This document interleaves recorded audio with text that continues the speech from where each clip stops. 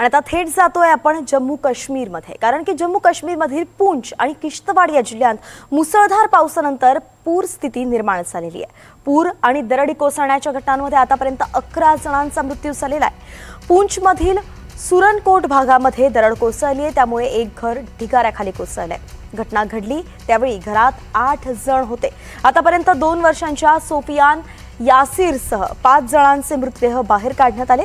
पावसामुळे धरहाल नदीच्या पाणी पातळीत सुद्धा वाढ झालेली आहे आणि न्यू बस स्टँड बेला या परिसरात पाणी शिरलेले आहे। यात 500 वाहनं वाहून गेलेली आहेत। हे दृश्य आपण पाहू शकतो जम्मू काश्मीरमध्ये कशा पद्धतीने पावसाने हाहाकार केलेला आहे आपल्याला पाहायला मिळत आहे। अगदी कुटुंब उद्ध्वस्त होत आहेत, संसार उद्ध्वस्त होत आहेत, एवढं पाणी सध्या आलंय। ढगफुटी झालेली इथे आणि त्यामध्ये काही जणांचा मृत्यू सुद्धा झालेला आहे। 11 जणांचा मृत्यू झाल्याची सध्याची अपडेट आहे।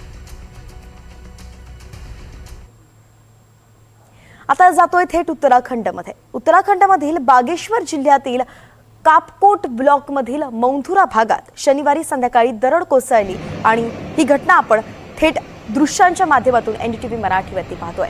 डोंगराचा एक मोठा भाग कोसळला आणि मोठ्या प्रमाणात ढिगारा दगड खाली पडले। स्थानिक ग्रामस्थांच्या माहितीनुसार या घटनेमध्ये जीवित किंवा वित्तहानी झाल्याची कोणतीही अधिकृत पुष्टी झालेली नाहीये। तरी सुद्धा पावसाळ्याच्या काळामध्ये हिमालयीन प्रदेशात दरड कोसळण्याचा धोका वाढतोय आणि या परिसरात येण्यामध्ये त्यामुळे मनाई करण्यात आलेली आहे।